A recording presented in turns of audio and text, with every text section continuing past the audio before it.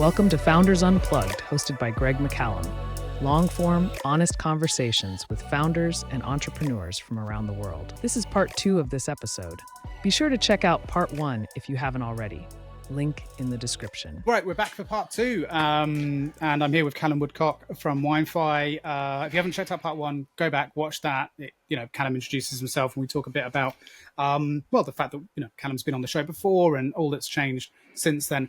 But now we're just going to pick up some of the things we were just talking about a little there.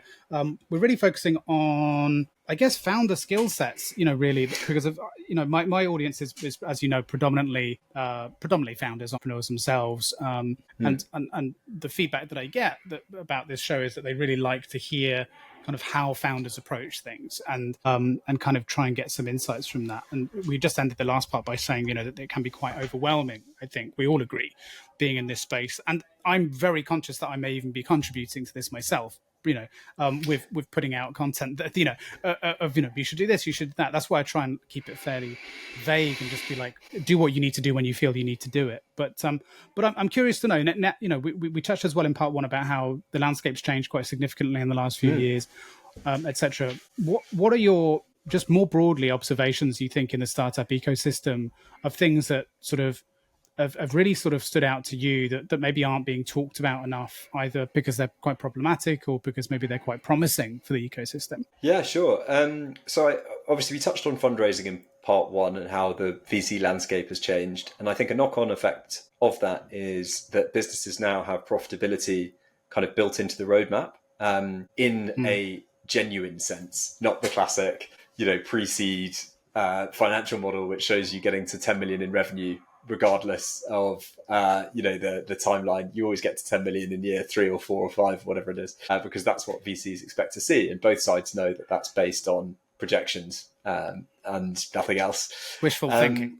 Exactly that. Yeah, exactly. Yeah. Wishful thinking. It always baffled me at pre-seed when a VC would ask for a financial model, and I guess it's just because they want to see how you think, because that old adage that, what is it? A plan never survives a punch in the face. I think I'm mixing analogies there, but the moment that you start executing against a business plan, it kind of goes out of the window because you have to adapt to realities on the ground. Anyway, sorry, that aside. So, we spoke about how fundraising has kind of influenced, I think, how most of the founders that I'm speaking to, and certainly how we at WineFi are approaching the business.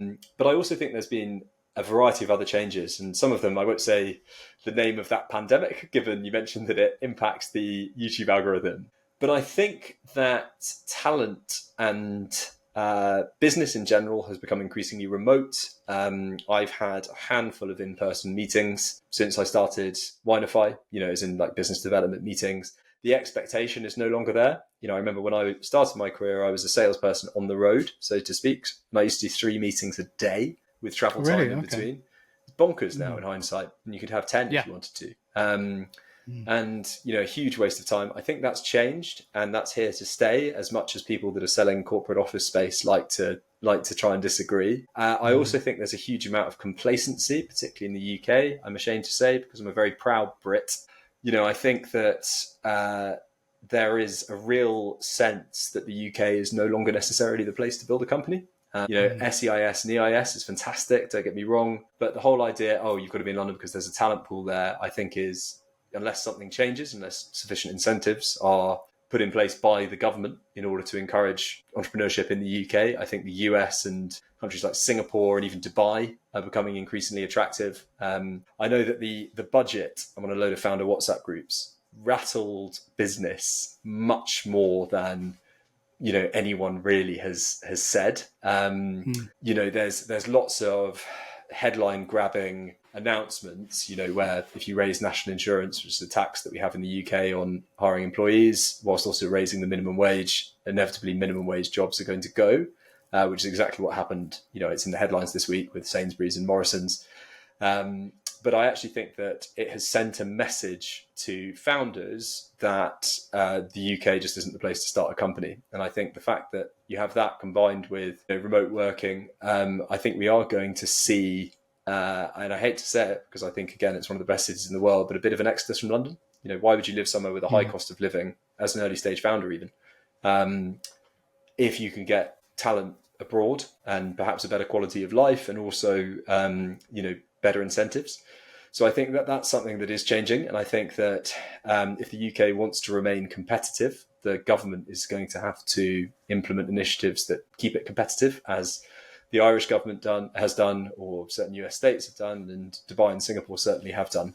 So I think that's another big trend. And then I hate to say it because snore, but AI, I am amazed at how quickly AI has changed in the 2 years really since it's been publicly available. I'm not an especially technical person. I started using ChatGPT as everyone else did, thinking, oh, this is cool, and then put it down for a bit. I now I actually use Claude AI, so Anthropic's version of ChatGPT, if you like, every single day for different bits and pieces. There was an announcement, I don't know if you saw this, but OpenAI, so the company behind ChatGPT, have launched this like task manager where you can literally type in, book me and my team flights to New York, and it will go out, it'll find the cheapest flight, it'll give you a few options, and then you'll be able to just pay. It'll ask you for the key decisions, you'll be able to pay, and you'll be able to do that all through the ChatGPT interface. And that's just a snapshot of what is happening with AI. And I think the businesses that will win in every imaginable field are the ones that start utilizing it early. And it's very easy to say that, but imagine already we are the only company using data in the way that we're using it to select wines that are likely to outperform. If you put an AI engine in there as well, which we do to a limited degree, but that's only going to get better and better and more accurate over time. It gives you an enormous advantage, especially in a very analog world. The wine world is, I don't think any people, even in the wine trade, would say it's particularly cutting edge in terms of the way that things are done. I think the gaps between businesses that are using it and the businesses that aren't are just going to become wider and wider. 100%. And I think that with AI agents in particular, so I've got a very good friend who's started a company called Fractal, which is very AI agent based. I used to think that salespeople would always have jobs because of human interaction, etc. I still believe that to a degree in certain areas, but there are some incredible tools out there which are replacing roles. You can see how it would replace a developer, for example, but there are tools out there that I can see replacing white collar professionals that I would have assumed would be safe in the AI era. And that's happened in 2.5 years. Imagine where we're going to be in another 2.5 years, let alone in 10 years. So I think that business as we know it is about to fundamentally change. I don't know exactly how we're going to capitalize on that. And I think there are plenty of AI gurus on LinkedIn that are kind of pretending that they do. But from what I've seen, developments have happened so quickly that it's almost impossible for a business to adapt fast enough. Imagine, I appreciate I'm giving a really long answer here, but I'm really intrigued by the topic. But imagine you're a travel agent, right? Chances are you will be thinking, how can we use AI in our company? But the example that I just gave you, where someone can, enter flights, it'll find the cheapest offer available, it'll book it for the whole team, it'll send you an itinerary beforehand if you want it to. What happens when the entire paradigm that you're working in changes? So it's no longer how do I adapt my business to this? It's has my business model now become obsolete overnight? And that's the kind of shift that we're talking about here. It's I don't know, bad example, but companies that specialized in, creating proofs from photos or whatever. I don't actually know what you call it. When you have the dark room and you have to create photos. I'm showing my age here. Just photo for processing. I can't remember. I used to do it at college. I can't remember. Exactly that. But companies that specialize in doing Kodak film or whatever. Right. In the era of the iPhone camera, or Blockbuster in the era of Netflix. It's that kind of shift that is occurring. Yeah. But I think it's going to be way more widespread than what happened with the shift to the internet. Because with the internet, you can kind of understand it because it's okay, businesses that were brick and mortar can now sell their products online. That's the kind of, that was the at its very base level, the paradigm that was changing there.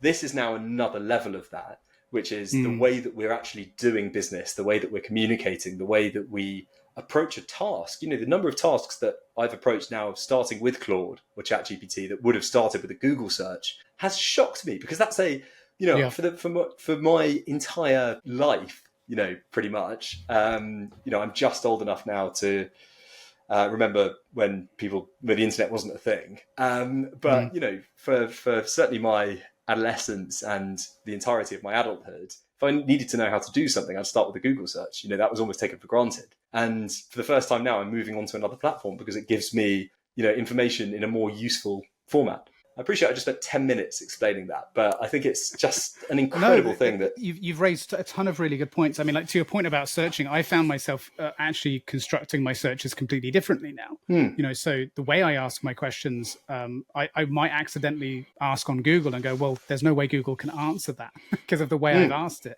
There's a very specific, it's far more conversational and intuitive with AI than it is on Google, where you have to be very specific and careful with the way you ask a question or look for something. Obviously, they've introduced some elements of AI now with Gemini, but even then, it's just it's not the same. But no, you raise a lot of really good points. I mean, I suppose I agree and disagree slightly in that I don't think it would be overnight that you would see those changes. Like to your point about the travel agencies, for example, because adoption still needs to occur. And while for people like us, that can maybe be quite instantaneous. I think there's a couple of things. There's the adoption. Not everyone's using ChatGPT. People still use, Google. A lot of people still use Google and other search engines. Hi, a friendly reminder to share this episode with your network, like and subscribe. And if you are feeling really supportive, please consider reviewing the show on the podcast platform of your choice. It all really helps support what we do. Thank you. Now back to the show. But also there's the relationship piece. Now I know this is, and interestingly, this kind of goes against what my startup does, which I'll maybe tell you more about in a moment, because I don't think we've ever talked about it, because it's in this space, funnily enough. But it's going to take a long time, I think, for people to move away from people who they trust. It will be from the bottom up. I think AI will always be the bottom up, in the same way that we're seeing SDRs as like some of the first people being replaced by AI, for example, and developers, junior developers and so on. For this example of like, for the consumer, for those just booking general commercial holidays for their family, okay, they might do. But then when you get, I don't know, high net worth individual who likes to book very bespoke, trips for him and his family and spend over 10 grand on each trip, he's not going to do that. He's going to go with his trusted, private travel agent. So it's going to be a very long time before it goes all the way up that chain, of travel agencies and the different types before it takes over. So I think we've got time, and that's interesting. I think where it's going to have a more immediate effect actually is on employees, is on people looking for work. That's the bit. I had a really interesting conversation not that long ago. In fact, it'll be a couple of episodes ago now, when this comes out, with the CEO, Gorish, the CEO of Sybil AI, which is an SDR AI platform. And he has the same view as me, which is that, and he's seeing this problem happen in real time. He, for example, has just secured his Series A, and he's not hiring any junior developers, not hiring any. He doesn't need to. They've got AI to fill that gap. So he's only hiring senior and above. So that means there's a wave of people out there that aren't going to be getting employed now. So where's the entry-level jobs now? Because in the same way that SDRs, he even recognized this as an AI SDR company, an SDR is an entry-level job for a lot of people into sales. Yeah. How are people going to get that experience? It was my route into sales. Right. I started as an SDR. Yeah, I think there's a really... So how are people going to get that experience and gain that stepping stone then towards, account manager, BDM and so on? Like that's I think that's the more immediate thing that's going to occur as a result of AI than seeing entire industries collapse, because that will happen, or maybe not collapse, but change. But I think it's going to be so gradual that fortunately there should be enough time for the pivot to be able to take place in some way, in the same way that blockbusters probably should have seen that coming. Yeah.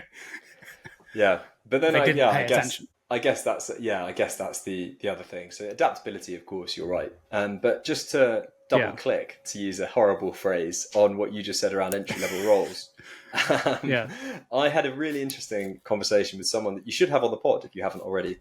He's called Peter Wood. He runs a podcast called The Graduate Guide and has built an ecosystem around it. And I appeared on that podcast, 3-4 months ago, and he's since become a good friend. But he's 23, 24. And he was talking about how competitive grad schemes are becoming. And I think, obviously they always were. I went through the Fidelity grad scheme, then moved to JP Morgan. But I think there are now so many people competing for comparatively fewer jobs. And in the world of AI, as you've alluded to, a lot of those junior roles just aren't needed anymore. We are entering a brave new world. And this really came home. So we put up an internship, a data internship. We had 1,300 applicants, 1,300 applicants for an entry-level role. Wow.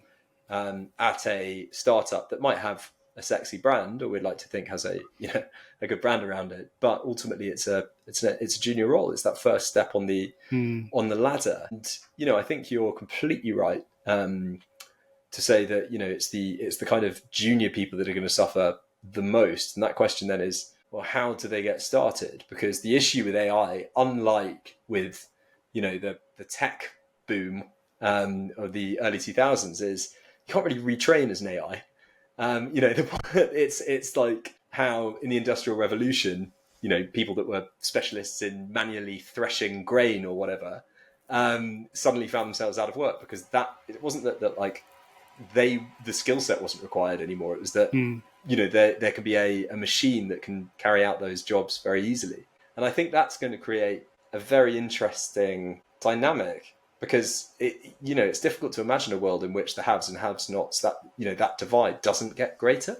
But the problem with that analogy is that let's say you've got those people who are thrashing grain or whatever, but there are also there are entry-level grain thrashers, but then there are senior-level grain thrashers that don't get their jobs replaced by machines, and they still stay. That's the added layer of complexity here, which is, okay, well then where is the pool for the rest of those seniors that we want to hire later, because the machines can't replace them yet? That's a problem, and it's kind of this, we're potentially shooting ourselves in the foot scenario where we're going to end up with a lot of people who are de-skilled. There is obviously the counter argument to that, which I do sort of believe in somewhat, which is, well, then it's on employees at the junior level to upskill by really leveraging AI themselves and actually augmenting their abilities with AI so that they can come in actually at a far higher level than some of the previous senior level employees would have been, because now they are augmented their skill set with AI and they can come and they can do the job at the rate of like 5 times a normal human being, because they know how to use AI so well in their role. So they're not just employing one senior person or one junior person, they're employing like 5 junior people and a senior, then I guess there's that. And I imagine that, job interviews are going to start shifting to, okay, so tell me about how you use AI, how, etc. In your role to increase output or results or whatever it might be. It's going to be a lot more data led. Everyone's going to have to become something of a data scientist, maybe, to justify their worth to some degree. Yeah, I completely agree. And the other thing as well, and this kind of brings me on to a broader point, is I think there are so many people complaining and doing nothing about it. Right. The game has changed, and Daniel Priestley talks about this. So he wrote Key Person of Influence. He's appeared on Diary of a CEO a couple of times. Very successful entrepreneur. And he kind of tries to reframe what's happening in the world. So he talks about how, a classic millennial complaint is that their parents got, free education and their grandparents got really cheap housing and all of this kind of stuff. And he says, well, yeah, you don't get that anymore, but you do get the ability to build a business and upskill more cheaply and more readily available than ever has been in the past. And so I think that, if you are expecting to go through a normal career where you join as a grad, I think only a minority of people will do that moving forwards, because there just won't be the jobs, to your point.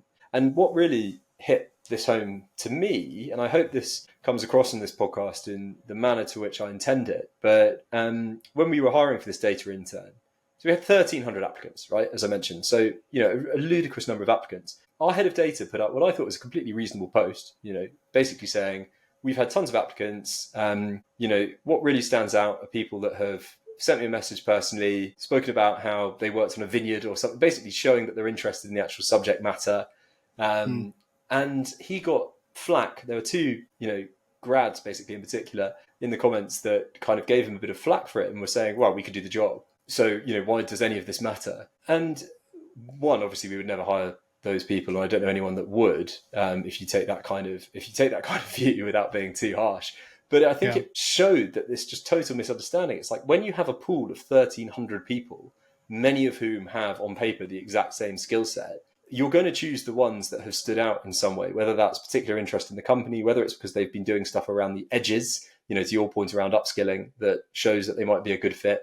You need to look at character traits as well as just hard technical skills. And that has happened so suddenly. It's happened, I graduated university in 2016, and it's certainly happened since then. I think when I was a grad, it was a matter of applying for as many grad schemes as you could and jumping through the hoops that you knew you wanted, or they wanted you to follow. You do your numeric reasoning test or whatever, and you have to give a presentation and you have to write a cover letter. And I think that the game has changed, and maybe it's universities that are preparing, students for a world that's changing more rapidly than they are. So all very kind of meta big points. I mean, I think it's your colleague made a very, very good point and very sensible point, and I don't think there's anything wrong with that. You need some way to be able to filter these guys out and come up with a long list and a short list and whatever else. But I remember suggesting to salespeople to do that for years. I mean, even before the advent of AI, saying like, you're in sales. Would you just apply for a job and move on? You're in sales. Sell yourself. That's your job. Find the hiring manager, send them a message, find their colleagues, ask them how it is to work there, do discovery, ask for the meeting, try and close, all this sort of stuff. And when I was working with salespeople who were looking to try and find roles, they would time and time again say that this really helped, that they would get a lot more interviews. Of course it does. You stand out.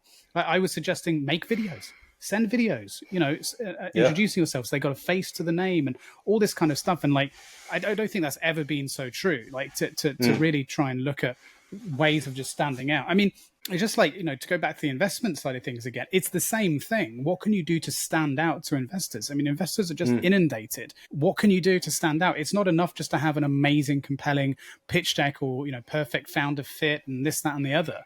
It's not enough these days because of, there are great pitches out there. There are a dime a dozen. Yes, there are also a ton of awful ones, but there are also a lot of great ones, and capital is finite. So what are you going to do to really stand out? Well, first of all, just don't do what everyone else is doing. Do things a bit differently. Have a bit of fun. Send them a video message. Invite them for a coffee. Like whatever. Like just be a bit creative and have a bit of personality. Because my biggest concern is that everything just becomes the same, and that's not good for anyone. Actually, I think if anything, the good side to all of this is it's going to encourage people to just think a bit more outside the box and be a bit more risky, take a few more risks, put themselves out there a bit, because our personality matters more than ever. When we're interacting with AI that claims to be, well, it's neither artificial nor intelligent. So we've got a distinct advantage there. Right. Yeah. let's show off. Right. Yeah. For now. Yeah. Let's show off our uniqueness, and that will get us noticed. Hopefully. Yeah. So case in point for our funding round. But yeah, I mean, look, I've got a huge vested interest in this, as you know, because of Peer, my startup, which we've kind of soft announced, I guess, our first. Sorry, what was that? Sorry, I think my internet connection's a little bit dodgy. I lost you for a minute there. Can you hear me? Okay. Yeah, I can hear you all right. Sorry, nice. It lagged a little bit. I heard you on your side. It was fine until you said up to Peer, your startup. Yeah, I'm just going to do a bit of shameless self promotion, but also I don't think we've ever really talked about it. So what we're working on with Peer is exactly this area. But basically, the hypothesis is a very well founded one, very very much based in a lot of research and data. Is that there is a bit of a glass ceiling with AI, which is to my point about it not being particularly intelligent, but it can't really replace skilled workers because it's not trained on skill. It's trained on language, right? It's AI is at best a poet, not really able to concretely reason, or it's just predicting what the next word's going to be in a sentence, etc. So we're setting out to create the world's first library of human generated and human reviewed skills data that can be used for AI training. So it's pretty ambitious, pretty big stuff. But I strongly believe that that's the only way we can generate the next generation of AI that can actually do skilled work. And there are some companies playing around with that on what is, I think, very ashamedly called unskilled labor. So, say for example, factory work, where they're using AI to train robots on certain move. So they track a human being on what they do, how they move, where they go, and then a robot arm or something can follow along. But we're talking about sort of higher skill stuff where it requires reason, conversational, emotional intelligence, negotiation. So we're actually doing it with, funny enough, sales first of all, and training it on that. So one step up above the SDR to actual account manager, BDM, that kind of thing. I think so. Wow. Yeah, it's round the corner. It is round the corner, but we don't have the data yet. That's the thing. Interesting, fascinating. I will be checking that out as soon as I'm able to. Yeah, well, we need to properly, and it's my fault we haven't properly announced the raise yet, but I'm still umming and ahhing about certain things. What advice would you give to me as someone that's about to raise? Well, I think, to be honest, you will know better than me. I can say one thing to your point about showing. Well, no, you've done it successfully. I haven't. So. Yeah, all the theory. So one thing that we have done, we actually haven't released it, but we've sent it to basically the company that will lead our. If you have a Web3 or AI-focused startup idea, then you need to get in touch with today's sponsor, Dojo.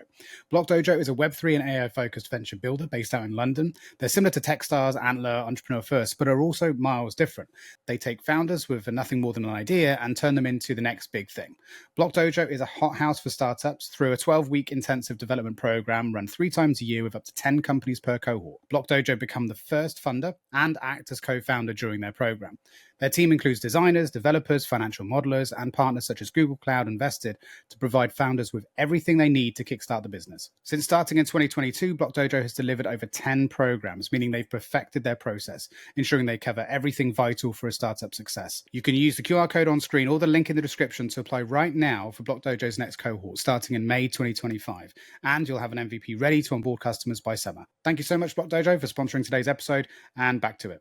Lead our seed round, can't yet announce, and a company that's following on, a family office that's following on, was a Netflix-style trailer about what we've achieved so far.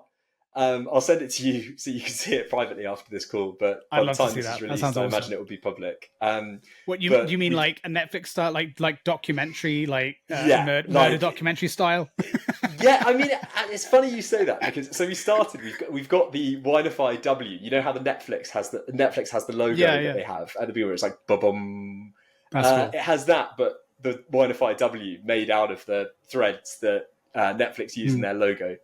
And you're right. So we've done it in terms of like dramatic documentary, and all of the feedback that we've had from our friends that we've sent it to is it sounds like you're about to start talking about the serial killer next door, which is maybe like not exactly the kind of vibe that we should be going for, but it's very dramatic. The lighting's right, but it does sound like we're about to say, I never knew that he was capable of something like that. He's such a quiet boy. Exactly. But actually what we're trying to do is humble brag about the growth metrics that VCs care about. So yeah, I think it's definitely caught attention. It'll be interesting to see the response it gets when we put it live on LinkedIn and YouTube in the next couple of weeks. But I mean, that's exactly what I was just saying, right? You've got to do things to stand out and be creative. Like creativity needs to shine through. So that's awesome. Definitely. Primetime Lager, to give them a shout out as well.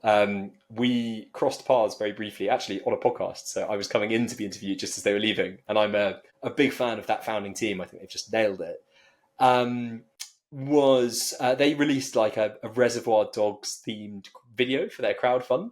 And it just really captured people's imaginations. Like it was kind of bafflingly weird, but just worked really, really well. And I think, to your point, caught a lot of attention. So it kind of gave us the idea for this Netflix-style trailer. But that's also what our brand is about. We are positioning ourselves as a challenger brand. And that does mean doing things that other companies are uncomfortable with because it doesn't fit with their brand persona. So very interested to see the response that gets, I think. We're doing a few interesting, or we're planning to do, by the time this comes out, it'll probably be public knowledge anyway, but we're so I can probably talk about it, which is we're going to be doing something, a campaign soon called Show Us Your SaaS. Okay. And the idea basically is, because it's all, without going into all the boring details, but basically part of our product launch phases is before we can build a library of data, skills-based data, we need to collect it, right? And so to do that, we deliver a service in in exchange. And that service is to essentially do performance reviews of people's sales abilities and provide feedback and data points and suggestions and so on. Yeah. So we've created a whole SaaS platform that does it, et cetera, et cetera. So anyway, part of this campaign is to encourage people to get themselves reviewed by us. So it's like, show us your SaaS, and in return, we'll be launching a second sort of playlist on this channel that will then show both the pitch that they did to us for their SaaS product, but then also over the top of it with some sort of commentary on us about how they scored across the various competencies that we have in our framework for demoing a SaaS product. So everyone wins, right? They get the feedback on performance, on how they could potentially improve, what they've done well on their pitching, et cetera, et cetera.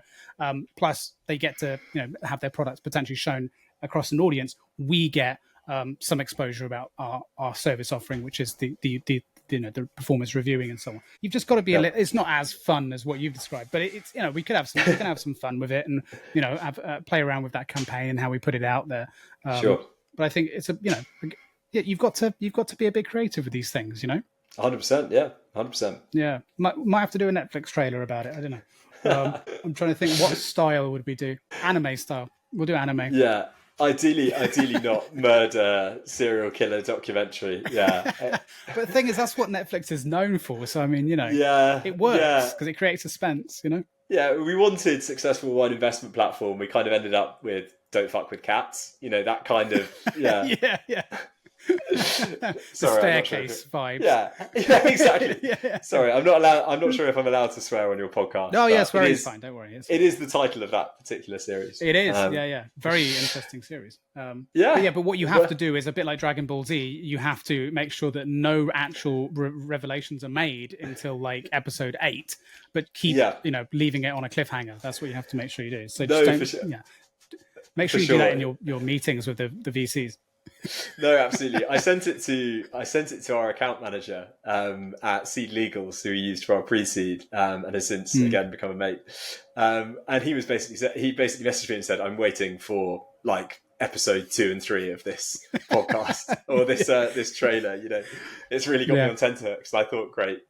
You've just got to do that in your meetings with the investors. Just be like, okay, so you want to hear our numbers? Well, have to tune in next week. Yeah, exactly. Yeah, I'd love to tell you, but that would actually be a spoiler. So you'll have to wait. Yeah. I can. All I can tell you is they blew us away. They surprised us. They were amazing, and then just end the call. Yeah, exactly. Yeah, it's a twist you weren't expecting. Yeah, that's cool. Oh man. But in terms of just quickly going back to the investor point, because you made 2 really good points. You were talking about the things that have changed.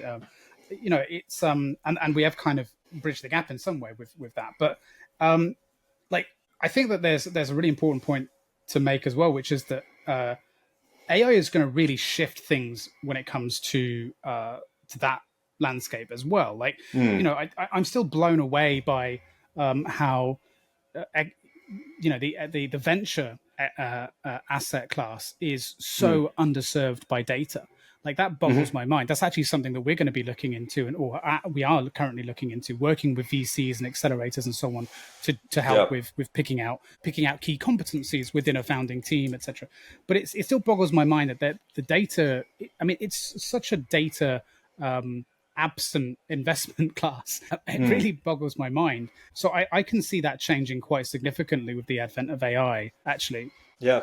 And hopefully decisions should be made with a lot more. I mean, I guess it's a bit of a double-edged sword, because equally you can also get overwhelmed with data in those points and maybe not make decisions based on which they are generally now made by intuition and elements of track record and things like that. But presumably we need to, I think, considering how much money is involved in it, we need to do a bit better, I think, for making those investment decisions, right? No, I think you're right. I saw a very interesting LinkedIn post about this, and what you're describing is kind of the thesis from like 500 startups. If you've come across that concept, I can't remember the founder's name, but it was basically a VC who realized that investing in early stage startups was basically like throwing darts at a dartboard.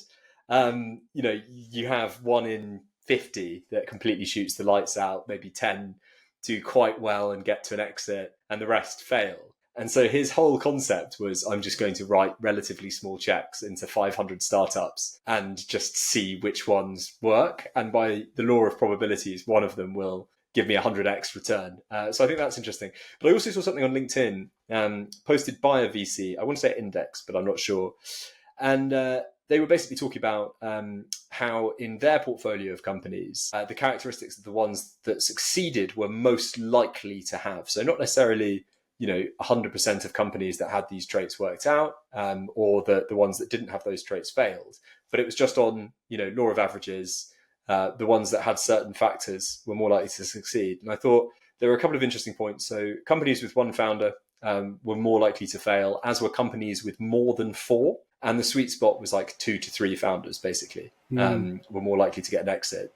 But the really interesting one, and I probably took an interest in it because it's exactly what we've done, was companies that raise a pre-seed and then a separate seed round are much more likely, and it was a really significant percentage, I think like 60% more likely, 80% more likely even, to successfully exit or IPO, basically go through a liquidity event, than those that raise the combined pre-seed and seed. And having worked at a seed stage company, Nomio, and obviously having gone through the pre-seed and seed shuffle with WineFi, I can completely see why. And Nomio, before I joined, had raised the pre-seed, it's worth adding. But if you raise a pre-seed, you are there to prove a hypothesis. You're there to prove product market fit. Whereas I think with a seed, you are almost assumed that you will have product market fit. And so you have to basically be secretly finding product market fit whilst you're also building and scaling. And so naturally, I think there's more of an incentive for founders to put their heads in the sand and kind of go, yeah, we've got product market fit, even if they know in their heart of hearts, even if they don't want to admit it to themselves, that they haven't really found product market fit. Because you can force a square peg into a round hole, with a lot of effort. And I remember in the early days at Nomio, so the previous business, I was their commercial director. We had one set of clients that were prepared to pay, through the nose for the product, but the market was of an undefined size. It was very difficult to find those prospects. And then we had a load of smaller clients who, it was a contract management database, effectively a contract database, who just wanted to use us, but they weren't necessarily prepared to pay a premium price. They saw it more as a commodity product, and that was solely based on their use case. And had we really leaned into never finding product market fit, so basically going, okay, we've got these 2 disparate ICPs, let's go after them and raise a Series A. You could have limped over $1 million ARR and continue without ever really achieving product market fit. That kind of runaway growth that only comes with a product that really solves a pain point. And so I thought that was very interesting. And that was a very long-winded response to what you said around VCs using data to select investments, because it's interesting, especially at like the pre-seed stage where there are so many variables. In many cases, you just have a founder or founders and a pitch deck. So you have to make judgments based on very little data. Looking at the startups that ended up being successful is quite a good way of basically applying a filter to it, even if it is largely based on gut feel and how much you back the founders. It's interesting to basically say, okay, this founding team has these characteristics that we really value. And look, it has a lot of these characteristics that data has shown is a indicator of potential future success. Yeah. Yeah, you raise a really valid point there. It's something that I'm toying with right now, hence why I'm delaying the full announcement of this round, because I'm having a lot of conflicting advice and information, as is often the case as a founder, right? Which is to say, go for a smaller pre-seed or go for a large seed, just straight off the bat. It's this point in time where I'm pausing and going to be meeting with my co-founder soon to discuss that. Because it's such a minefield, and as someone that gives advice to founders, it's so interesting to find myself in a position where I'm overwhelmed by advice. You know what I mean?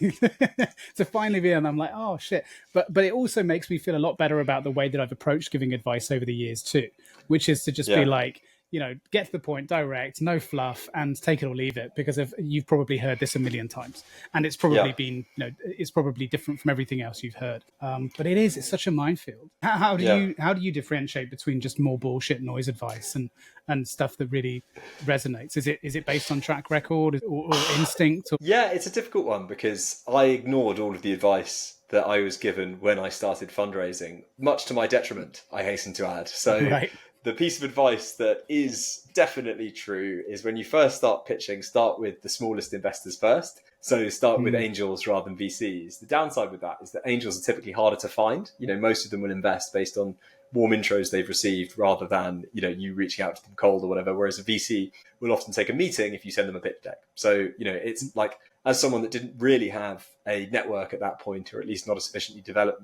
network in the kind of fundraising space, I was like, oh, great, there's 3 VCs that I know. I'll just message them. And it's such a no-brainer idea. If you are enjoying this episode and want to support the show, please like, subscribe with notifications turned on, and let us know your thoughts and opinions in the comments below. This lets YouTube know we are doing something right. Back to the show.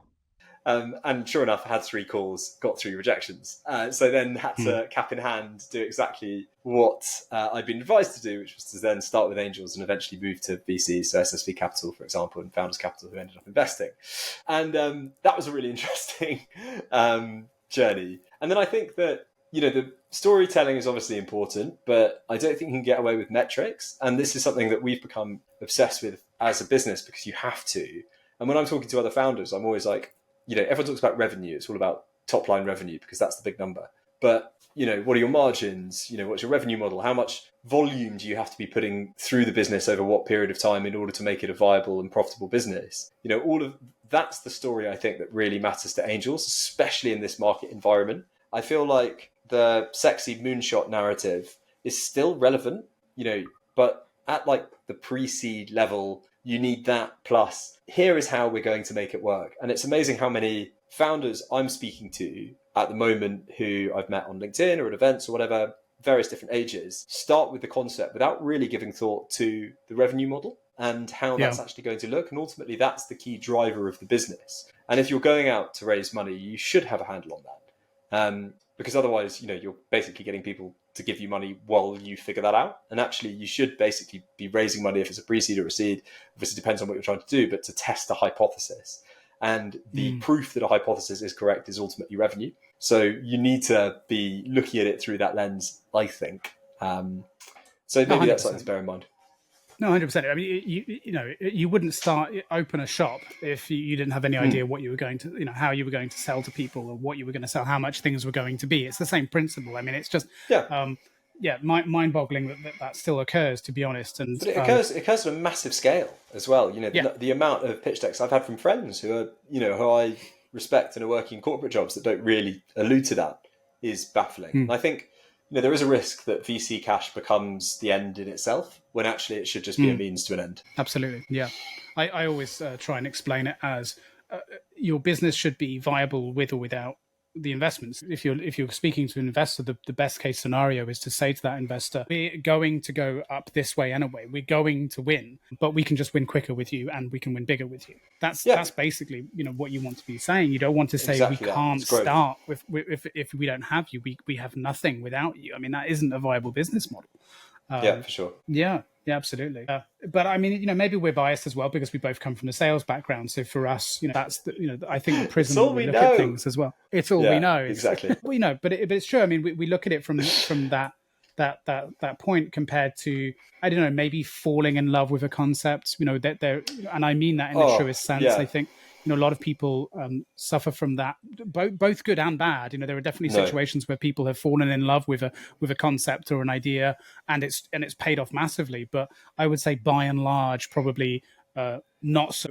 Especially as if you don't have that sort of grounding way of looking at business in general and the sort of commercial lens of it. I mean, even just something as basic as how am I going to get my first customer? If you haven't even done that working in your head, then you're potentially setting yourself up not only for failure but also to shield yourself from any potential criticism because you're that much in love with your concept that no one can say anything without hurting your feelings about it, essentially, and that's not a good position to be in. No, for sure. I call it the platonic ideal of a business. A lot of founders, myself included, back in the day, would basically be like, well, if there isn't a market for this, I don't want to build it. And that's really a back to front way of looking at a company. And it's amazed me when, Y Combinator release data on this all the time.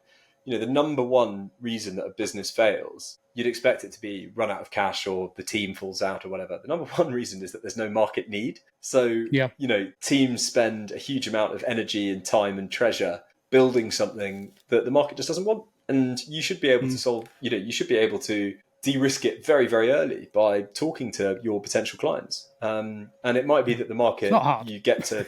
No, exactly. And it might be that the market, when you get to seed or Series A, it actually turns out to be a lot smaller than you anticipate. And therefore you have to add a different product or accept that you're not going to be a 100 million, or $1 billion business. But ultimately you have to have done that work in the early phase in order to get there.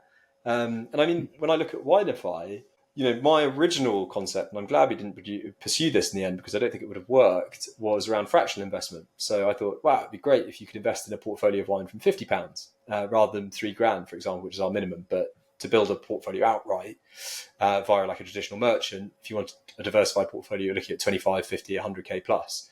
And I loved that idea, but it was very difficult from both a regulatory perspective. To put it in a compliance structure was very expensive. And then the demographic that we would have been targeting also didn't really make sense because the FCA have rules around professional investors and sophisticated investors and who can invest in what. But also, and kind of more importantly, the unit economics never made sense because it's much more expensive to acquire, 100 customers each putting £50 in than it is to put, is to acquire one customer that might invest $50,000. So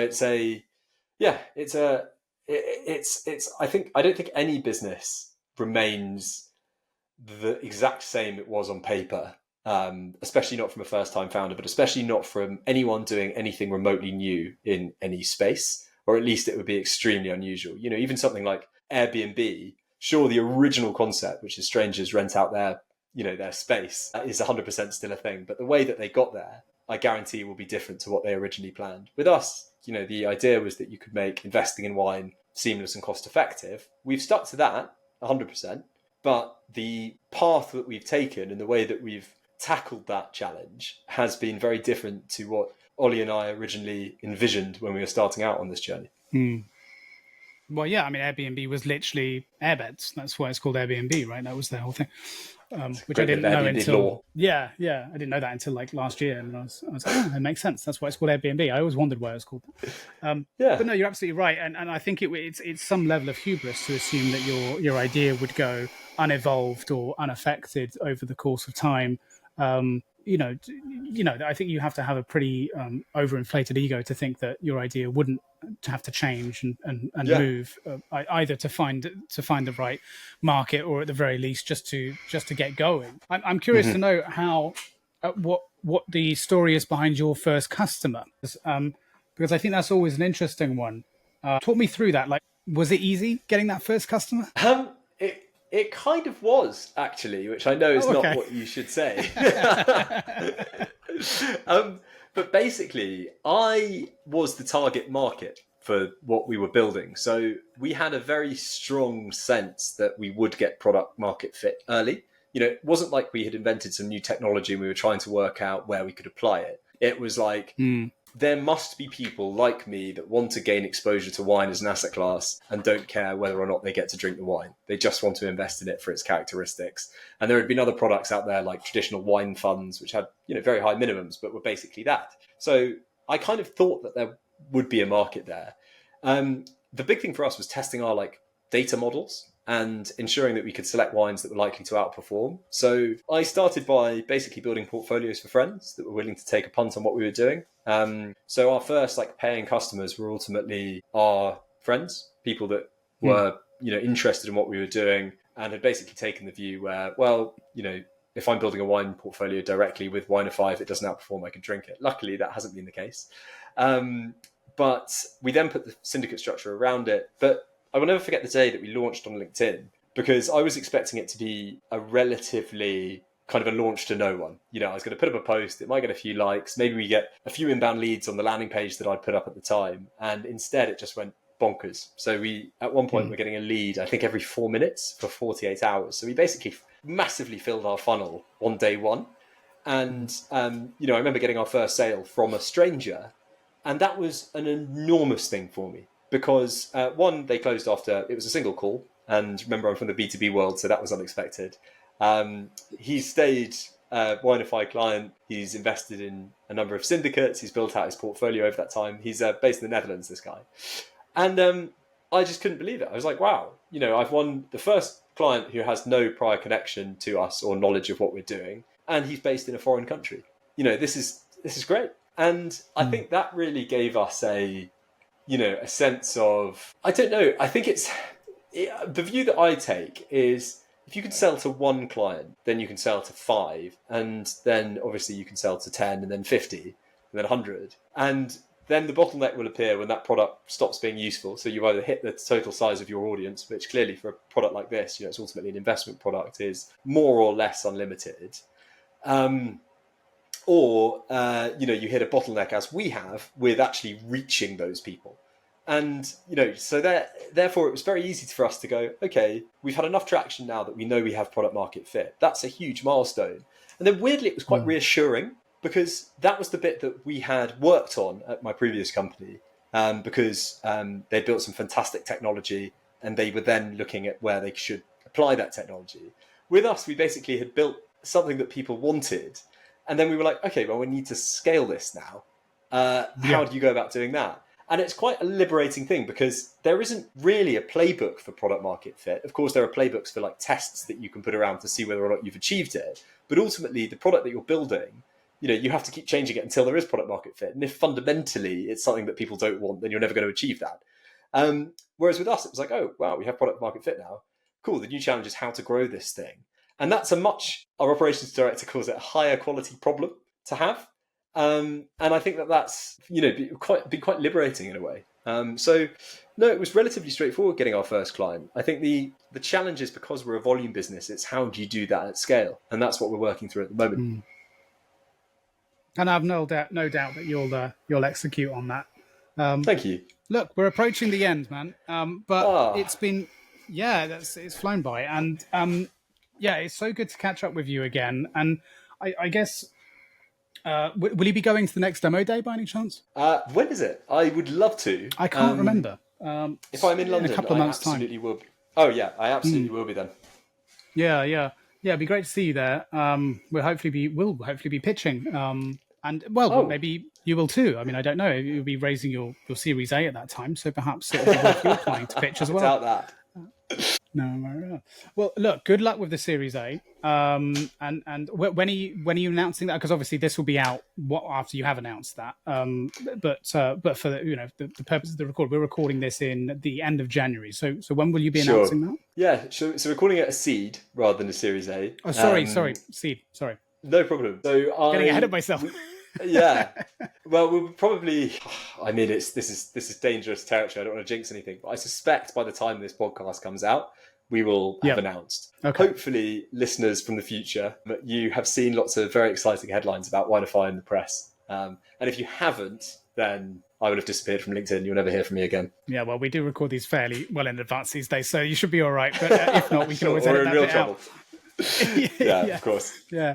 Well, listen, man. Yeah, I'll let you go. But it's been a great chat with you, and I hope to catch up with you IRL very soon, and grab a glass of wine together. I wish you the best of luck, and keep in touch, man. I'm always going to be cheering you on, and I do mention WineFi to my friends. There was one friend actually who, when I mentioned it to him, he said, "Well, I prefer to be able to drink my wine." I was like, "Okay." Is that I'd like to be able to crack it open and show it off to friends. I was like, "Well, then this isn't the one for you." But yes, I had a good reception from my friends that I've mentioned it to overall. So yeah, you've got Greg. me I really appreciate spreading the word. Perfect. All right, man. Take it easy. And everyone listening or watching, go and give Callum a follow. I'll put all his information at the bottom for LinkedIn, and of course for WineFi if you're interested in investing in fine wine or investing in the seed round. Thanks very much. Speak to you soon. Thank you very much. Thanks, Greg. Cool. Thank you for listening and or watching. Please like and subscribe. Or if you are listening via podcasting service and want to show your support, consider rating or leaving a review. It really helps. See you next week.